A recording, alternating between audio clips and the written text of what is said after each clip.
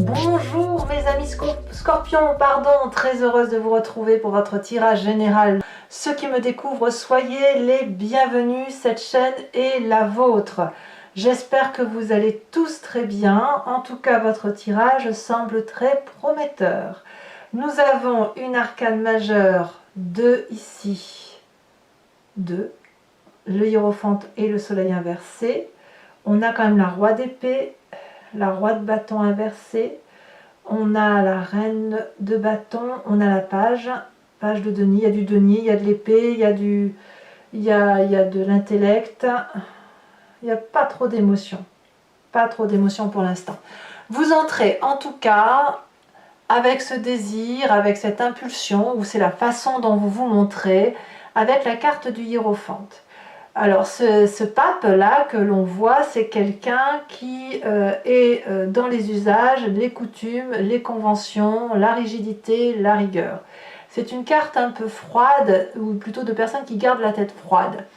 C'est aussi le signe du taureau, hein, c'est l'emblème, c'est la carte du taureau par excellence, donc des personnes qui sont ancrées aux valeurs de la terre, à la convention, aux usages et à la rigidité du respect du comportement des autres, hein, se respecter soi-même pour être respecté des autres et respecter les autres pour être respecté. Autrement dit, pour être respectable, il faut être respecté. C'est votre devise sur ce début de mois. Et effectivement, ça traduit aussi une personne qui est dans la transmission de cette connaissance conventionnelle. Et ça peut aussi traduire, si on est dans les sentiments, d'un désir d'union, d'un désir de mariage, mais toujours dans le respect des conventions, des usages et des coutumes. Donc vous avez ça en entrant, hein, dans ce conformisme, ce traditionnalisme, un comportement et d'éducation irréprochable. Voilà, ça c'est votre façon de voir les choses. Et pour certains, si on va vers plus de spiritualité, quelqu'un qui se raccroche un peu à la foi, alors la foi n'étant pas forcément religieuse, mais à une valeur intérieure qui vient de son passé. Voilà, on prend le bon de son passé pour respecter un peu de là où on vient. Alors, qu'est-ce qu'on a dans son environnement qui favorise toute cette énergie et à l'inverse qui pourrait la remettre en cause? L'événement favorable, c'est qu'on ne se prend plus la tête avec certaines responsabilités.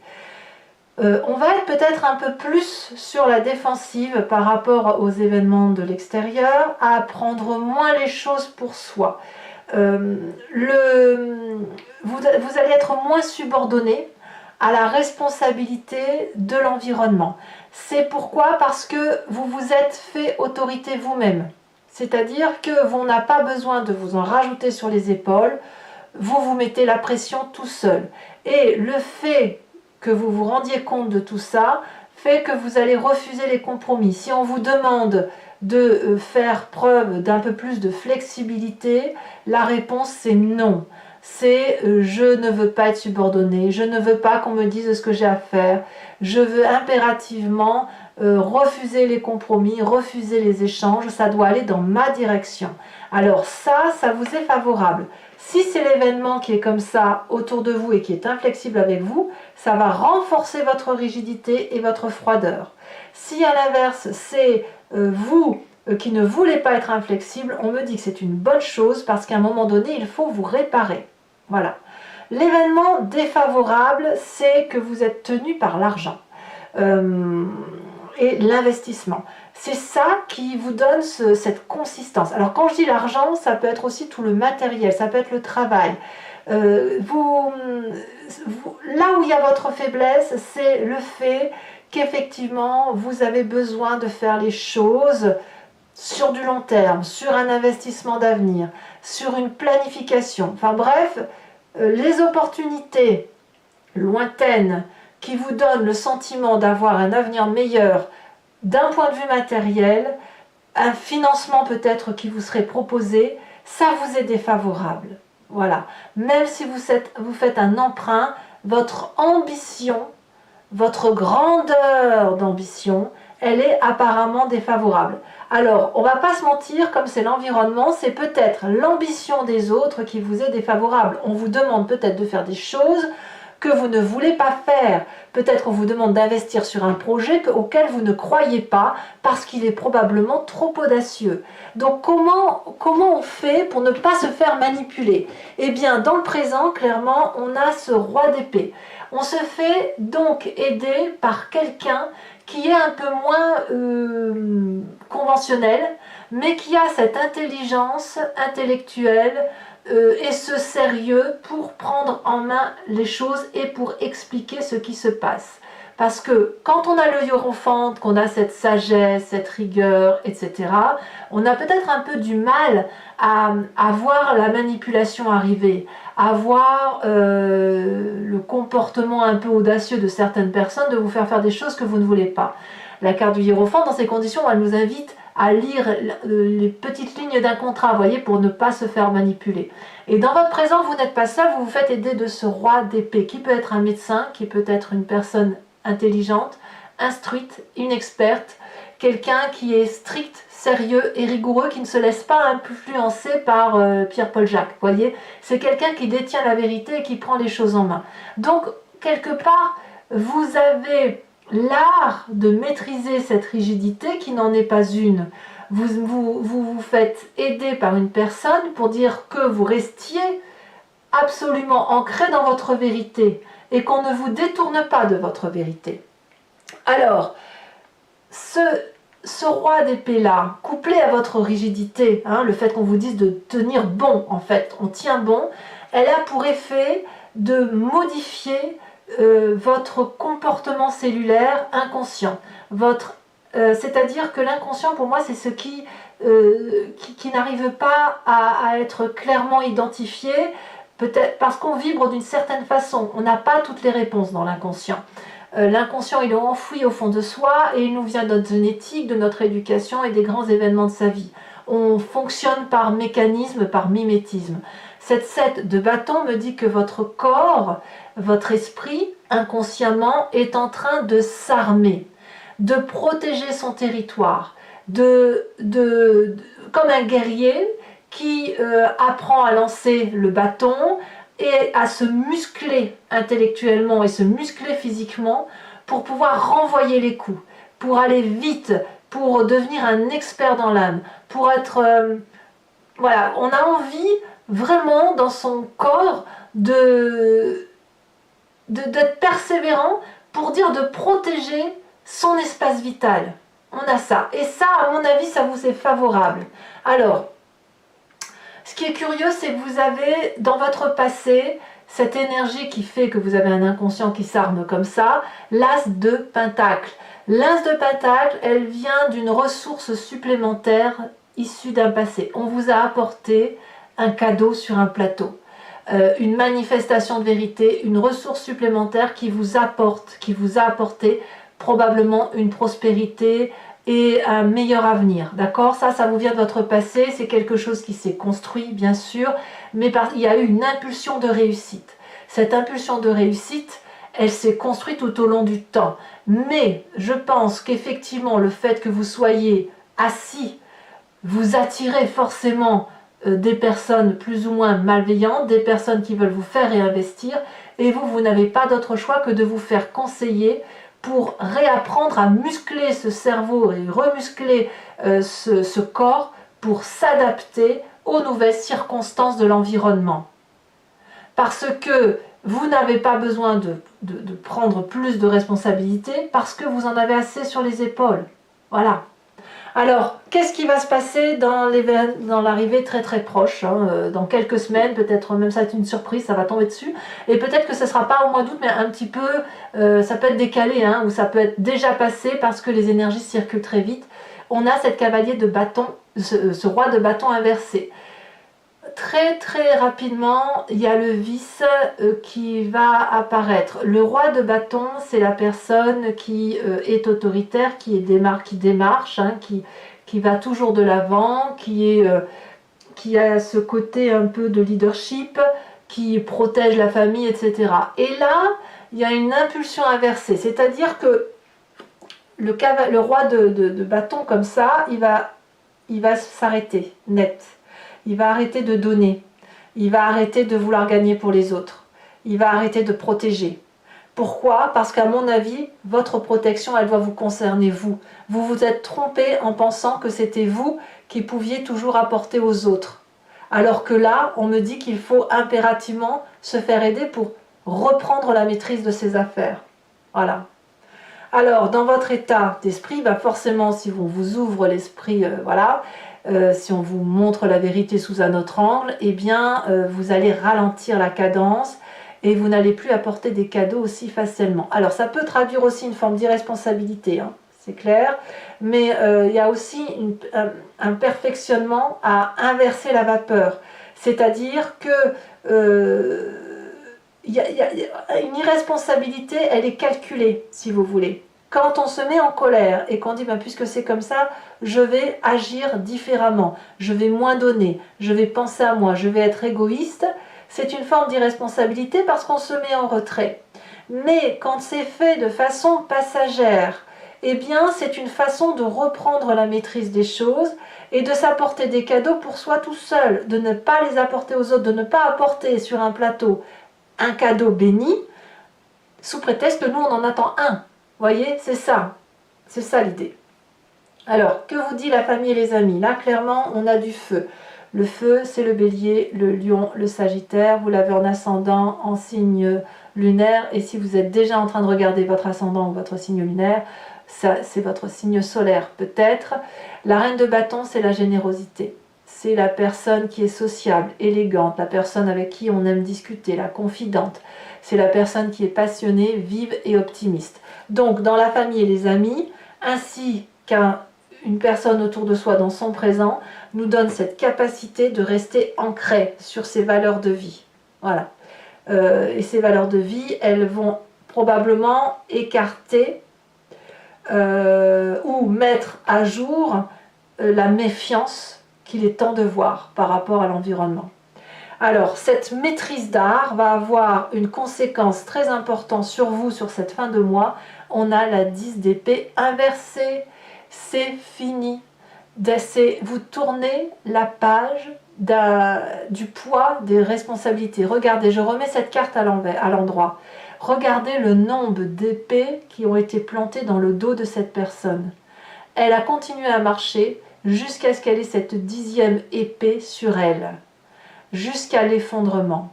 Vous avez été effondré et on vous a assassiné d'une certaine façon. Avec la reprise du contrôle, avec cette maîtrise sur vous, eh bien, vous tournez une page, vous réalisez que c'est fini, qu'on ne on ne vous aura plus, et quelque part, vous vous réparez. Vous prenez des leçons de partout. Vous régénérez votre corps, votre inconscient, vous le remusclez, et enfin, vous faites la paix avec votre tête. Et ça va vous faire du bien. Et quand bien même vous détectez un comportement parano chez quelqu'un, ben ça va vous faire du bien. Quelquefois on se dit « Oh mais non, j'abuse, je pense mal, c'est moi qui pense mal ». Ben en fait non, dans votre environnement il y a bien des gens comme ça. Conséquence de vos actions et de vos pensées sur l'environnement, eh bien c'est la déception, c'est la fin d'une forme de gratification, c'est fini, ça va créer une forme de pessimisme, de doute, peut-être qu'on va essayer de vous dire « Oh là là, il n'y a pas de joie avec toi », peut-être que ça va bloquer certains comportements joyeux vis-à-vis de vous, on va peut-être encore tenter de vous en retirer un petit peu, mais ce n'est pas grave, l'important c'est que vous soyez réparés, et si ça enlève de la joie un peu aux autres, eh bien c'est un peu de joie que vous prenez, c'est une nouvelle redistribution des énergies quantiques, des énergies environnementales, voilà. Allez, mes amis scorpions, je pense qu'il est temps d'approfondir votre tirage.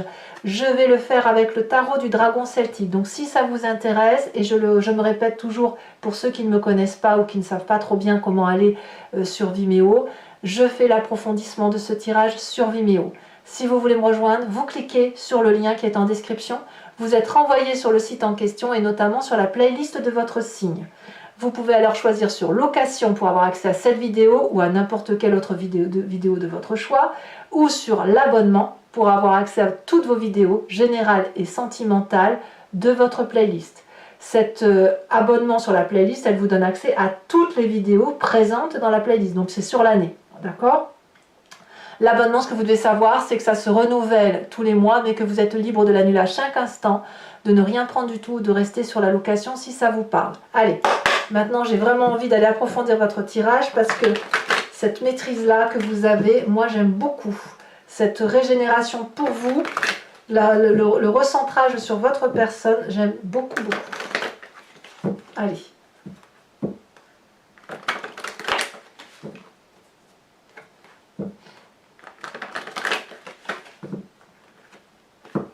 Alors, qu'est-ce qu'on a sur le hiérophante? La papesse. C'est énorme. On a deux personnes. La papesse, c'est le féminin du hiérophante. Hein. Donc, c'est des énergies intuitives. Certaines sont pragmatiques avec le pape. L'autre, les autres, ce sont des réflexions que l'on a à l'intérieur de soi sans vraiment savoir pourquoi. Ensuite, sur l'événement défavorable, l'as de coupe. Favorable, as de coupe, pardon. Événement défavorable, reine de bâton. Donc il y a quelque chose dans la famille et les amis qui est un petit peu trop autoritaire. Le présent, la 2 d'épée.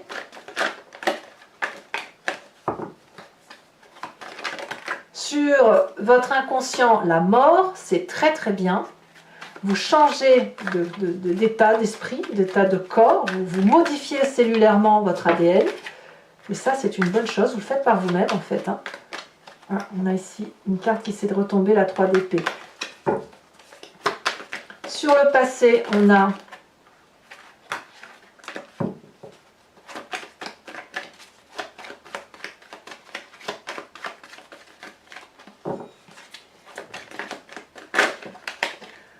la 8 de coupe. Sur le futur proche, qui peut être une surprise, la 7 de bâton. 7 de bâton que l'on retrouve ici, hein, dans votre inconscient. Non, ça c'est le futur proche. Donc sur l'état d'esprit, on a la 6 de coupe.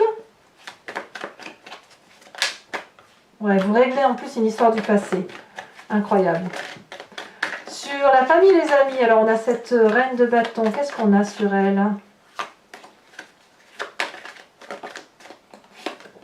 On a la 8 d'épée. D'accord. Sur les conséquences de vos actions et de vos pensées sur vous-même, la cavalier de bâton. Et sur les conséquences de vos actions et de vos pensées sur l'environnement, nous avons la vallée d'épée.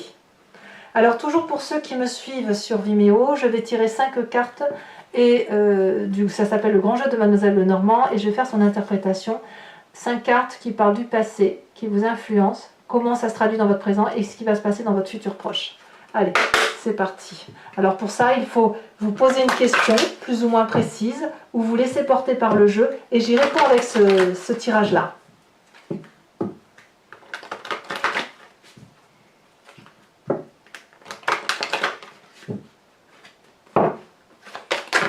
Donc là. Sachez aussi que sur Vimeo, je rajoute des cartes. Hein. C'est très très souvent pour avoir des précisions quand c'est pas assez pointu pour moi. Hein. Allez. On a ici la 2 de pique.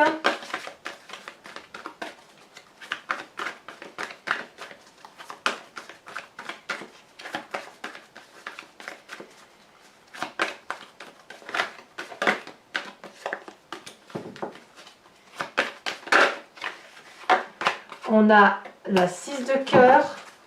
Vous vous présentez pour le grand jeu de Mademoiselle Lenormand avec cette carte.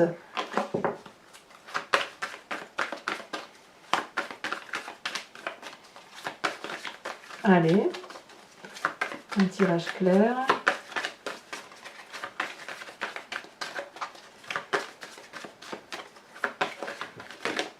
Hop, on a ici la roi de carreau. Et enfin, 2 autres cartes. Nous avons la dame de trèfle et la dernière carte.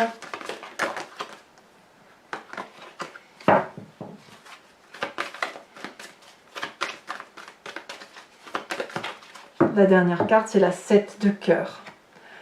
Maintenant, je vais vous tirer également des cartes, carte socle et carte support, pour chacun des décans, afin de vous donner un conseil ou de voir un petit peu votre état d'esprit. Ça apportera une précision supplémentaire sur le mois tel qu'il se déroule.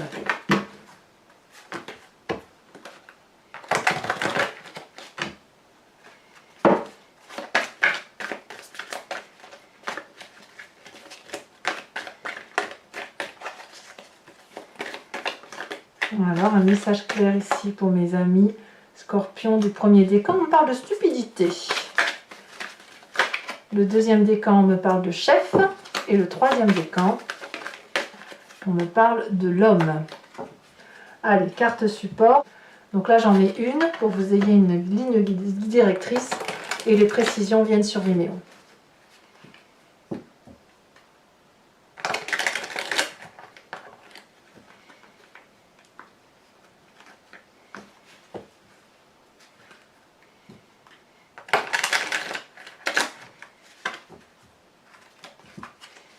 Alors, sur la stupidité, qu'est-ce que l'on a? Allez, un message clair pour mes amis Scorpions. Ah, ça c'est intéressant. Chef, chef de la musique. Et l'homme.